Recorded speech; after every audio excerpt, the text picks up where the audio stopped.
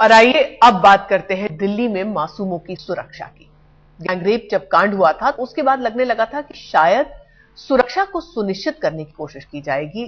सिर्फ महिलाओं का ही नहीं, समाज के हर तबके को सुरक्षा के दायरे में लाया जाएगा। लेकिन लगता है कि इस दायरे से सबसे ज्यादा अगर कोई दूर है तो वो है नन्हे मासूम बच्चे, वो बच्चे जिन्हें माँ बाप स्कूल भेजकर निश्चिंत हो जाते हैं कि कम से कम अगले 5 घंटे के लिए तो उनका बच्चा सुरक्षित है।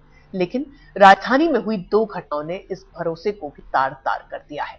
एक बच्ची जिसके साथ स्कूल के अंदर ही बलात्कार हो जाता है, 7 साल की छोटी सी बच्ची, और एक दूसरे स्कूल से 2 और नन्हे बच्चों को अगवा करके उनकी हत्या कर दी जाती है। ऐसे में स्कूल के गैर जिम्मेदाराना रवैये पर सवाल उठना लाजमी है और सवाल दिल्ली पुलिस पर भी उठते हैं कि वो कैसी सुरक्षा के इंतजाम की बात करती है, क्योंकि 48 घंटे बाद भी जो गैंगरेप का आरोपी है वो पुलिस की गिरफ्त से बाहर है।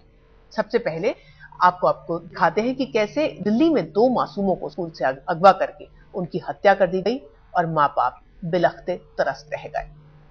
मेरे को फोन करके नहीं बताना चाहिए था, बताओ, किसी ने मेरे को नहीं बताया। गुस्सा, लाचारगी और अपने बच्चों को खो देने का गम। बर्थडे मेरे बच्चे का ये रो रो कर बेहाल है माँ। दिल्ली के दिल दहलाने वाली एक वारदात में 2 मासूमों को मौत के घाट उतार दिया गया।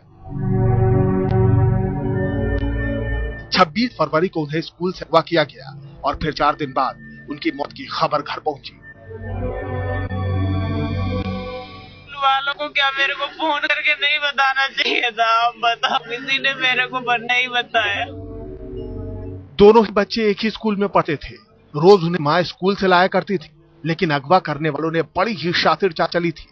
घर के बाहर ताला लगा दिया था ताकि माँ बच्चों को लाने स्कूल ना जा सके और इस बीच बच्चों को लेकर निकल भागने का मौका मिल जाए। पुलिस का दावा है कि जिस तरीके से अपराध को अंजाम दिया गया है उससे साफ है कि इस मामले में किसी करीबी का ही हाथ है। पूरी पुलिस लगी हुई है, हम लोग पूरी मेहनत से पूरा जिला लगा हुआ है, इसका नतीजा देंगे। बच्चों को अगवा करने के बाद पिता से 30 लाख की फिरौती मांगी गई थी, लेकिन पुलिसिया जांच की सुस्त रफ्तार ने अपराधियों को निकल भागने का मौका दे दिया। इस पूरे मामले में स्कूल भी कटघरे में है। सवाल ये है कि स्कूल ने बिना पूछताछ किए बच्चों को अपराधियों के साथ जाने कैसे दिया। सवाल ये उठता है कि दिल्ली पुलिस का रवैया इतना लापरवाह भरा कैसे हो सकता है। अब परिवार बस यही चाहता है कि उनके मासूमों को उनसे छीनने वाले को कड़ी से कड़ी सजा मिले, ताकि आने वाले समय में किसी और के घर का चिराग इस तरीके से ना मिट सके। क्या नाम है हरविंदर और मनोज के साथ विशाल प्रताप सिंह, दिल्ली आज तक। एक तरफ हत्या और दूसरी तरफ बलात्कार। दिल्ली के मंगोलपुरी में एक एमसीडी स्कूल में 7 साल की बच्ची के साथ स्कूल के अंदर बलात्कार हुआ और 2 दिन बाद भी गुनहगार का कोई सुराग पुलिस के हाथ नहीं लग पाया है।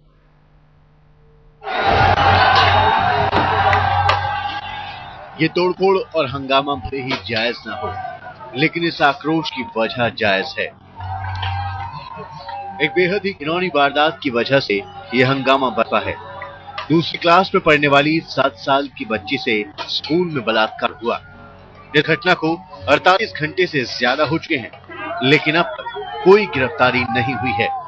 बच्ची से बातचीत कर स्केच तो तैयार हो गया, लेकिन गुनहगार का कोई सुराग नहीं लगा पाई है दिल्ली पुलिस।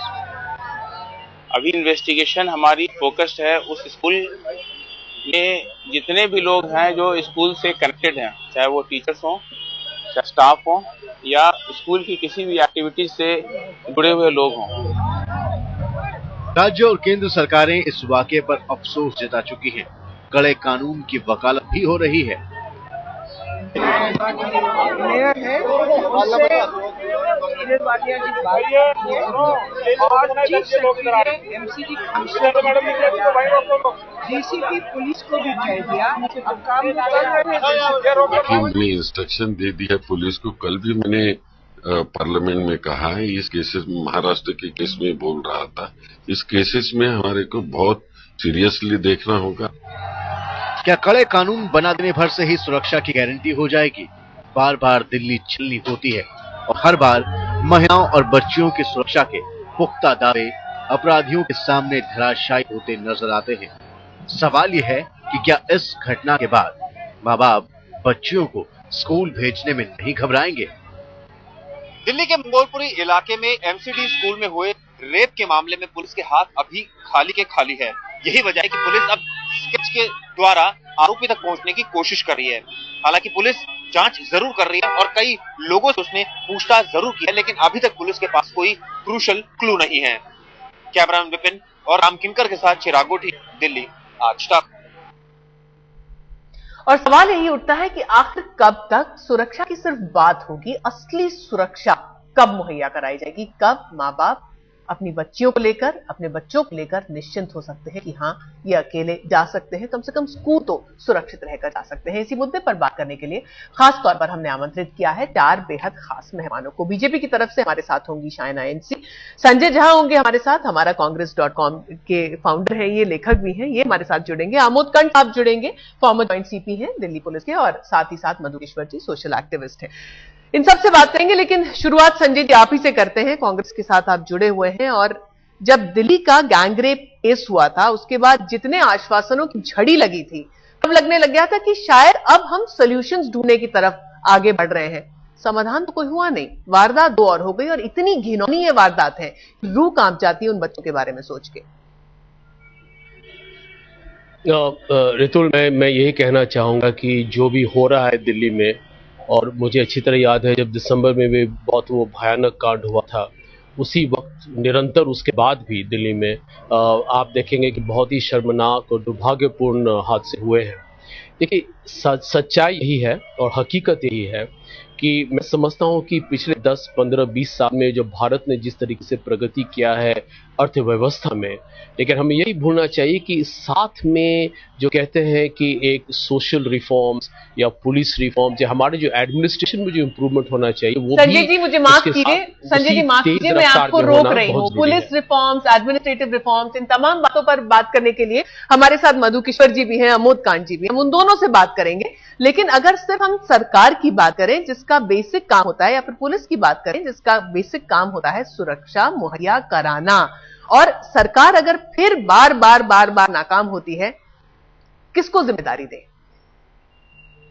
देखिए, मैं समझता हूं कि देखिए हर सरकार का, हर राज्य सरकार की ये जिम्मेदारी है कि आप अपने जितने भी नागरिक हैं उनका सुरक्षा राज्य सरकार की जरूरत है।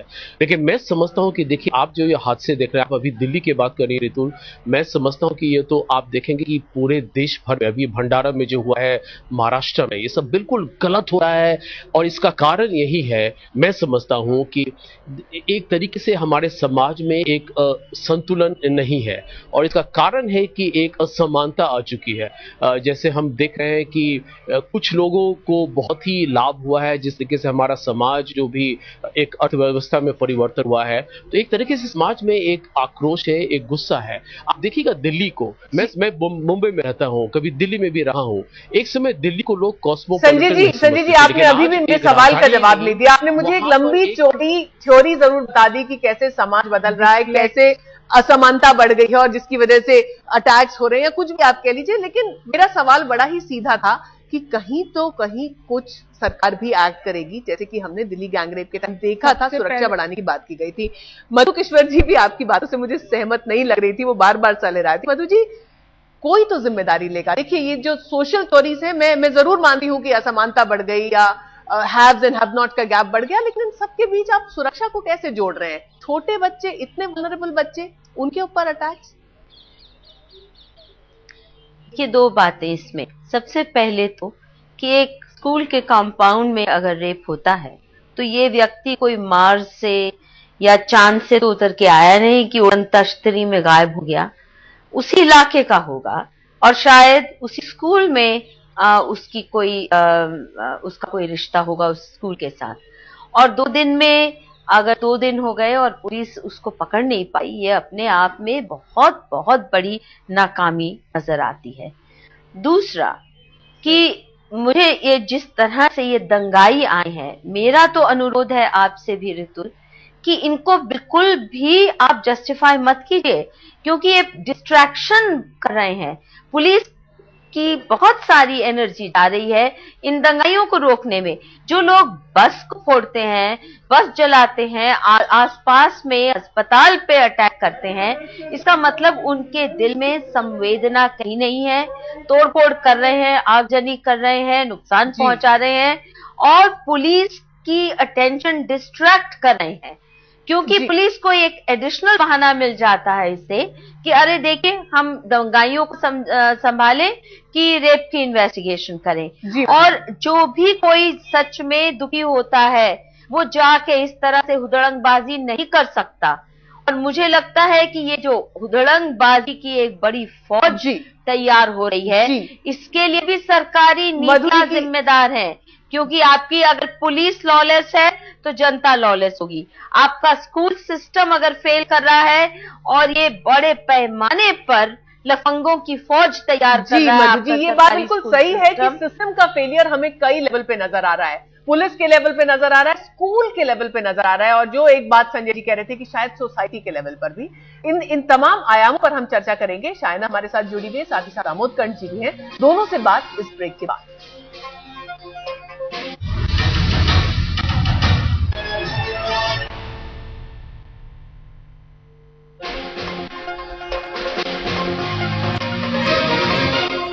ब्रेक के बाद एक बार फिर आपका स्वागत है। चर्चा आज हम कर रहे हैं दिल्ली में बच्चों की सुरक्षा को लेकर, और इस वक्त जो हमारे साथ मेहमान जुड़े हुए हैं, हम सीधे आमोद कंठ जी के पास चलते हैं। कंठ साहब, दो चीजें हैं। एक तो ये कि बच्चे बहुत वल्नरेबल होते हैं, उनकी सुरक्षा के लिए शायद और ज्यादा इंतजाम होने हैं। दूसरी बात जो मधु जी ने बात कही वो बिल्कुल सही है कि स्कूल के कंपाउंड के अंदर अगर बच्ची का सेक्सुअल असॉल्ट हो जाता है तो जरूर वो एक जाना पहचाना चेहरा होगा। क्यों 48 घंटे बाद पुलिस के हाथ नहीं लग पा रहा? देखिए, मैं इस पूरे विषय को 3 दृष्टिकोण से देखना चाहूंगा। पहला दृष्टिकोण तो प्रयास का है, जहां कोई हम 25 साल से काम कर रहे हैं, 25-30 हजार ऐसे बच्चे जो असुरक्षित हैं। देश के अलग अलग हिस्सों में हमारे 21 होम्स भी चलते हैं ऐसे बच्चों के लिए। उनकी असुरक्षा क्या है और ये जो एक माहौल पैदा हुआ है उससे क्या उसका रिश्ता है। दूसरी बात मैं बताना चाहूंगा, एक सुरक्षा आयोग के माध्यम से मैं अध्यक्ष रह चुका हूं Delhi commission for child rights का, और उनकी भी जिम्मेवारी थी। बहुत सारे केसेस, सैकड़ों केसेस ऐसे आए, स्कूल की सुरक्षा के भी केसेस आए, मैं उनकी चर्चा कर सकता हूं। और तीसरा दृष्टिकोण पुलिस का है, जहां मैं रह चुका हूं बहुत साल तक, और मैं जानता हूं कि पुलिस की ड्यूटीज क्या है। देखिए, पहली बात है कि इन तीनों दृष्टिकोणों से ऐसा लगता है कि बच्चे हमारी एक लास्ट प्रायोरिटी बन चुके हैं, खास करके सुरक्षा के दृष्टिकोण से। जो करोड़ों बच्चे इस देश में हैं, जो स्कूल में रहते हैं, सड़क पर रहते हैं, कामकाजी बच्चे हैं या परिवारों में भी हैं, वो बहुत ज्यादा असुरक्षित है। इसलिए असुरक्षित है कि उन बच्चों पे लोगों का ध्यान नहीं है। दूसरी चीज है कि जहां तक स्कूल की बात है, इस पर्टिकुलर स्कूल के मामले को हम लोगों ने बहुत सारे केसेस में फैसला किया था कि बच्चा जिस समय अपना घर छोड़ता है, जैसे बस पे बैठता है, कहीं और जाता है, तो उस समय बच्चे की गार्जियनशिप ट्रांसफर हो जाती है। माता पिता नहीं बल्कि कोई और उसका गार्जियन हो जाता है। बच्चा जब स्कूल में पहुंचता है, स्कूल के कंपाउंड में होता है, जिसकी चर्चा मधु भी कर रही थी अभी, तो बच्चा पूरी तरह से स्कूल के गार्जियनशिप में होता है। स्कूल के टीचर्स, स्कूल के प्रिंसिपल, स्कूल के स्टाफ उसकी जिम्मेवारी लेते हैं। जी हाँ, उस समय कुछ भी बच्चे के साथ अगर होता है तो वो नहीं कह सकते हैं कि बच्चा जो है वो उनकी वजह से असुरक्षित। बिल्कुल, यही बात हम भी उठा रहे थे कि स्कूल की भी तो जिम्मेदारी बनती है। एक घटना स्कूल के अंदर हुई और दूसरी घटना में बच्चों की मां के पहुंचने से पहले किसी और को बच्चा थमा दिया गया। आखिर क्यों? स्कूल की क्या जवाबदेही बनती है? इस पर चर्चा इस ब्रेक के बाद।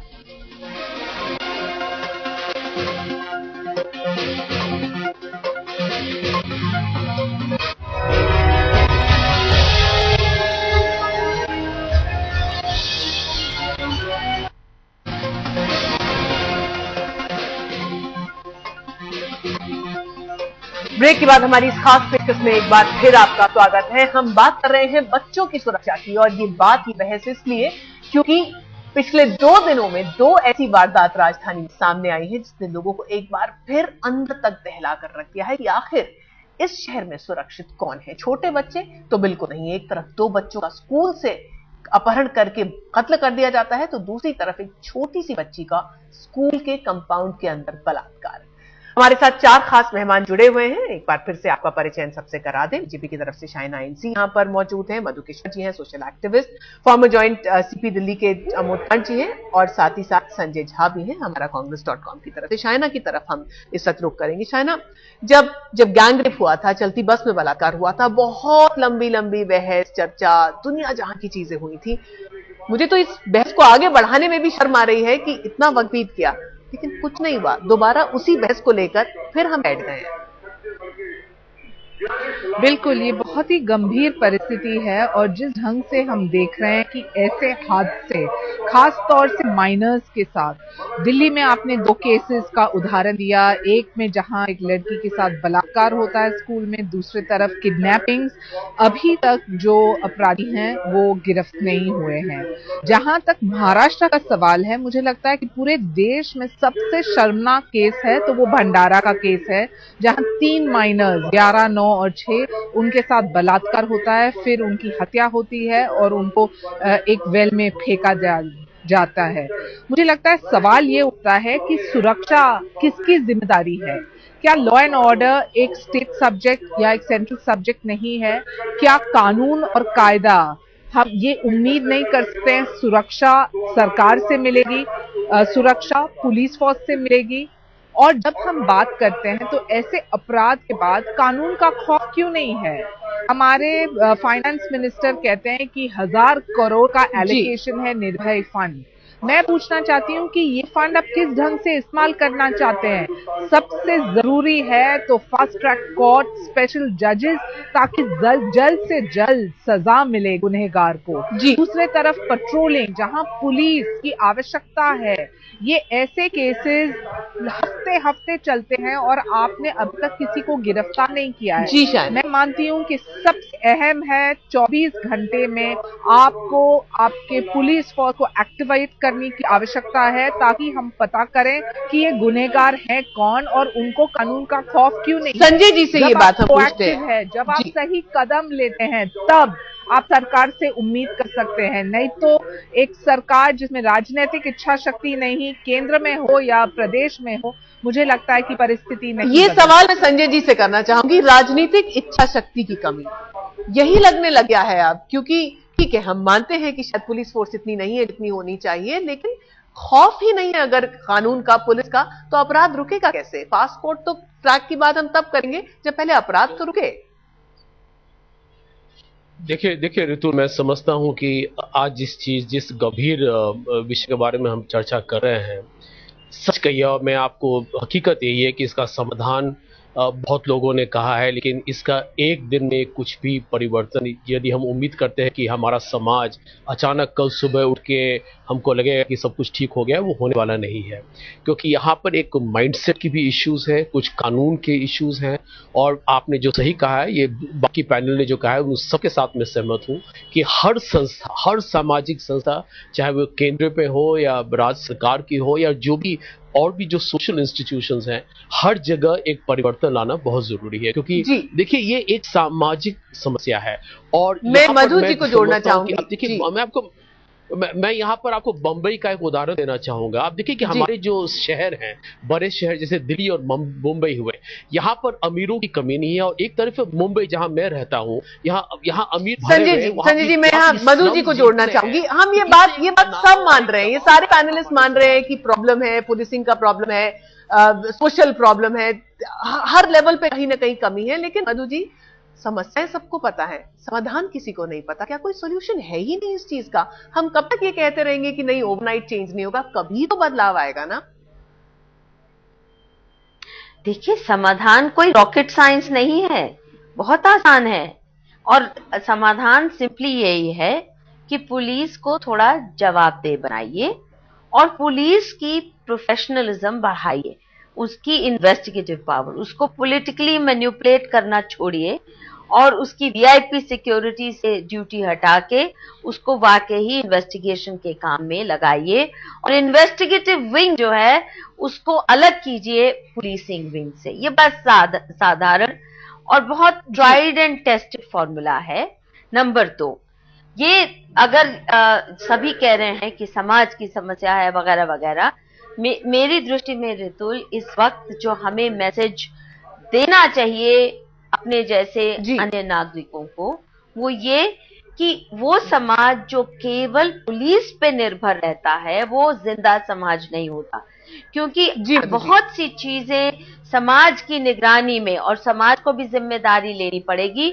मसलन हम और कुछ न करें, देश की सुरक्षा मैं और आप नहीं कर सकते, अपने पड़ोस को क्राइम फ्री बनाने में नागरिकों का बहुत हाथ नागरिकों की यहाँ पर योगदान हर RWA एक मिनट दे तो लेट मी फिनिश। हम यहाँ पे आमोद जी को इस चर्चा में ब्रेक के बाद जोड़ेंगे, क्योंकि जो बात मधु जी कह रही थी कि पुलिस की जो रिस्पॉन्सिबिलिटी के साथ साथ जवाबदेही वाली जो बात है वो क्यों नहीं बन पाती, क्योंकि आमोद जी ने काम पुलिस में भी किया है और वो जुवेनाइल्स के साथ भी काम करते हैं, तो उनसे इस सवाल का जवाब हम ब्रेक के बाद पूछेंगे। अभी रुक रहे हैं छोटे से ब्रेक के लिए।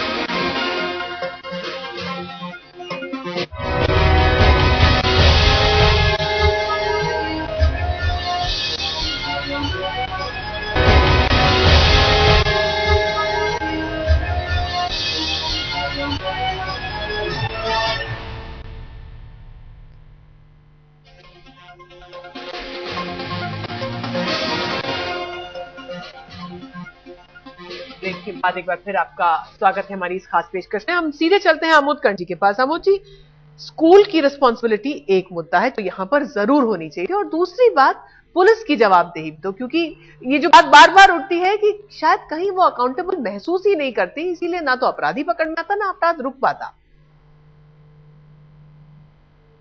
देखिए, मैं कहूंगा फर्क तो आ रहा है, और जैसे मैंने पहले भी कहा, जब हम लोगों ने प्रयास टाइप की चीज़ों को शुरू किया, बच्चों से पुलिस को जोड़ने की कोशिश की, महिलाओं से जोड़ने की कोशिश की, तो तब लगता था कि बड़ी बेतुकी सी बात है, पुलिस अपना इसको रूल मानती ही नहीं थी।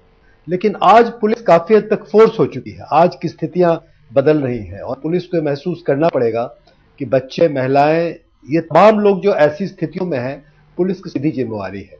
लेकिन सच्ची बात यही है कि आज तक, जैसा मधु किशोर भी कह रही थी और लोग भी बता रहे थे, कि अभी तक पुलिस ये सोच रही है कि उनकी जिम्मेवारी जो है बस क्राइम कंट्रोल करना थोड़ा बहुत है और वीआईपी सिक्योरिटी या इस ढंग के लॉ एंड ऑर्डर सिचुएशंस को देखना है।